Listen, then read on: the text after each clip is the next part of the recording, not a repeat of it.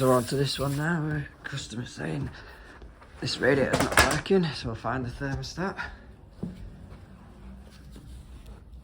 It's hiding behind there. It says it's on,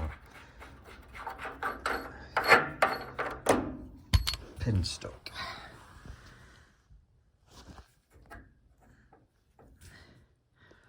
So I'll get that freed off.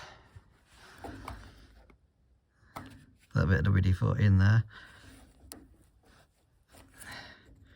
Give it a tap and hopefully it'll ping out.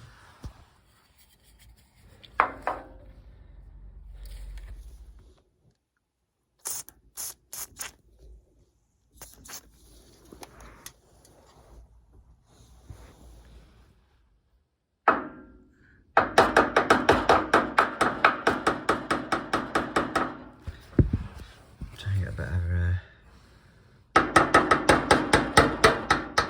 there you go.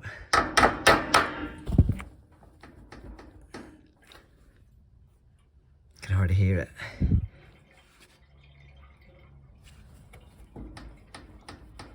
Going through. It's not outside. Oh, perfect. So, stuck thermostat. Crank that back round to full.